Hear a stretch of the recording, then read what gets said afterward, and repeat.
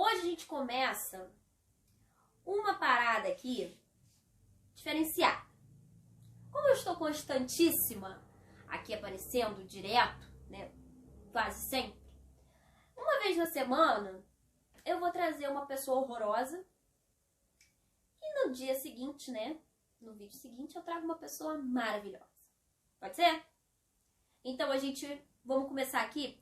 Esse primeiro vídeo eu vou falar sobre um cara que viveu bem próximo da gente, dos países vizinhos aí, e que teve o seu ápice, né, de poder, bem parecido com a história que também ocorreu aqui no Brasil, tá? Eu não sei se vocês conhecem, mas eu vou falar hoje de Augusto Pinochet.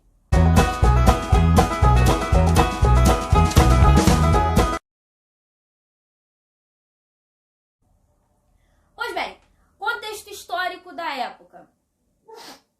Ditadura. Ditaduras na América Latina, ditaduras acontecendo no Brasil, acontecendo no Paraguai, na Argentina, enfim. No Chile, a gente tinha um contexto bem parecido, tá? Porque também não era interessante, enfim, um governo muito populista, como o que estava acontecendo com o então presidente Salvador Allende, que tinha sido eleito lá em 1970.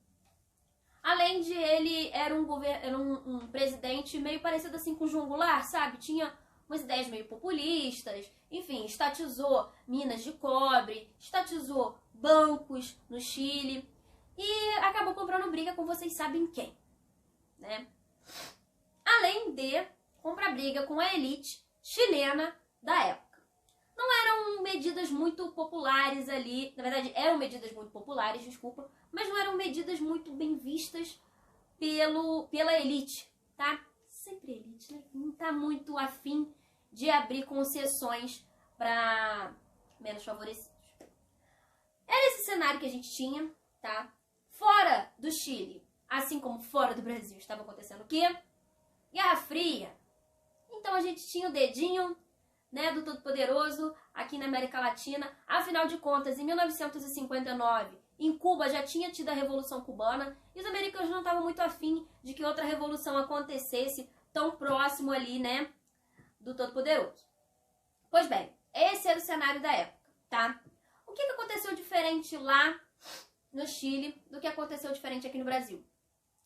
No Chile, desde 1915, existia uma pessoa horrorosa. Tão horrorosa quanto os que aconteceram aqui no Brasil, quanto os que tiveram poder aqui no Brasil? Sim, tão horrorosa. Mas talvez um pouco mais brutal. Afinal de contas, a ditadura chilena foi uma ditadura extremamente violenta, extremamente cruel. E a gente vai ter noção disso conforme eu vou explicando aqui pra vocês, tá? Esse cara que nasceu lá em 1915, ele depois que ele, né, se forma no colégio militar, ele dá prosseguimento à vida militar. Ele se torna segundo tenente. E vai seguindo por essa carreira aí. Quando chega em 1969, Pinochet, que é o cara que eu tô falando, ele tem a sua primeira promoção. Olha só. Ele vira general da brigada. Né? E é um primeiro passo para o que ele viria a se tornar. Segunda promoção vem em 1971, onde ele vira general da divisão. Que já é o segundo passo para ele se tornar o que ele viria se tornar em 1973. Em 1973, este senhor, né, horroroso, péssimo, ser humano horroroso, ele se torna chefe do exército chileno, se torna comandante. É a mais alta patente dentro do exército, tá? Ele se torna chefe do exército. E no mesmo ano ele viria a articular o golpe contra o Salvador Allende, que era o então presidente. Bom, num primeiro momento ali a gente tem a articulação do golpe feita por outras pessoas junto com ele, né? Eram 4 comandantes que estavam querendo tomar o poder no Chile e depor o presidente, que estava sendo populista demais, com o apoio dos Estados Unidos, né? Que já vinha ali contaminando a mídia, né? Contra o então presidente, botando a mãozinha ali, assim como eles fizeram aqui no Brasil. Bom, financiando também o golpe, né? O golpe acontece no dia 11 de setembro de 1973 no Chile, tá? Gente, olha só, o governo de Salvador Allende recebeu inclusive muitos exilados que iam do Brasil para lá, tá? Muitos professores que tinham que sair do Brasil, inclusive o FHC, o Fernando Henrique Cardoso, foi para lá, tá? Terminou a faculdade lá, se formou lá para conseguir, enfim, o que ele não conseguiu no Brasil. Salvador Allende acolheu muitas pessoas que estavam sofrendo com as ditaduras que estavam acontecendo na América Latina na época, beleza? Bom, Pinochet toma o poder junto com esses outros comandantes, com esses outros comandos. Porém, o que seria ali no primeiro momento um governo rotativo entre essas pessoas, ele se imposta do poder total e meio que dá um golpe nos golpistas, beleza? Enfim, entra no poder, toma o governo chileno. Salvador Allende, para não ser capturado pelos golpistas, ele acaba com a própria vida, se é que vocês me entendem. E aí a gente dá início ao que seria uma das ditaduras mais violentas que se tem aqui na história da América Latina, tá bom? Pô, Carol, mas por que foi tão ruim assim? Bom, gente, enquanto no Brasil a gente tem registros ali da Comissão da Verdade, em que foram mortos ou desaparecidos cerca de 430 pessoas, que a gente sabe que não foi isso, mas enfim, são números oficiais, né? Na história da ditadura chilena, a gente tem esse número elevado a 3.000, a mais de 3.000 pessoas que foram sequestradas e que foram mortas por causa da ditadura chilena. E quando a gente fala em tortura, esse número é ainda assustadoramente maior, tá? Fala-se em mais de 40.000 pessoas torturadas durante esse regime militar lá no Chile. Bom, Carol, e o que mais que ele fez? Bom, o estádio de Santiago ele foi convertido a uma prisão política, tá? Foi convertido para receber prisioneiros políticos, onde esses prisioneiros seriam também torturados e até mesmo mortos. Durante o governo do Pinochet, a gente teve um PIB ridículo no Chile. A gente teve uma população que sofria com inflações absurdas. A gente teve um novo plano de governo econômico, né? Um novo plano econômico para o Chile, que inclusive foi um laboratório, tá? Um experimento do que seria o neoliberalismo, que, ao contrário do que Salvador Allende fazia, que era um governo populista, que tinha política social, que o governo detinha, né, toda a questão do capital e tinha uma distribuição de renda muito mais efetiva, uma distribuição de renda muito mais justa. No governo do Pinochet, a gente tem exatamente o contrário disso, tá? O neoliberalismo no governo foi realmente um experimento, foi trazido para cá uma experiência que estava acontecendo lá nos Estados Unidos, né? A questão da escola de Chicago, né? Os Chicago Boys, trouxeram para cá um experimento do neoliberalismo, onde o governo não participava, não botava a mão dele sobre o capital. O capital ele era revertido para as empresas privadas, para quem tinha dinheiro, né? O capital era para quem tinha capital. Então a gente não tinha uma política pública ali de redistribuição de renda, a gente não tinha uma política social efetiva, tá? Que levou muita gente à pobreza. Gente, cerca de 38%, quando acabou o governo do Pinochet, 38% da população chilena, ela vivia abaixo da linha da pobreza. Então vocês imaginam o tanto de coisas que foram perdidas, né? O tanto de política social que foi perdida durante esse governo.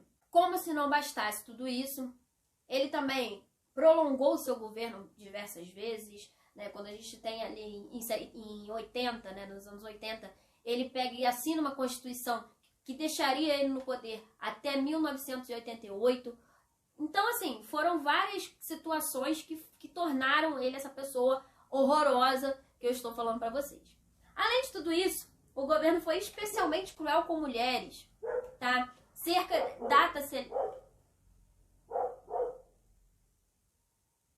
A gente tem registro de cerca de mais de 3.000 mulheres que foram presas, que foram detidas durante o regime militar desse homem lá no Chile.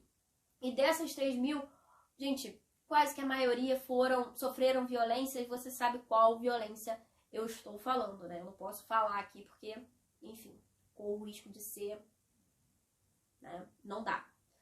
Mas era esse tipo de coisa que acontecia no Chile. E com o aval e na verdade, com as ordens desse cara. Em 1988, quando a gente tem ali essa questão dele já estar chegando ao fim do poder, a gente tem um plebiscito que visa perguntar à população se querem que continuem no poder os militares ou se querem uma eleição justa, né, um voto popular, a redemocratização do país. Graças a Deus e tardiamente, esse homem perde o poder, afinal de contas a população votou a favor de uma redemocratização, de uma eleição direta, né, que não acontecia no Chile desde 1970, né, ali quando Salvador Allende foi eleito.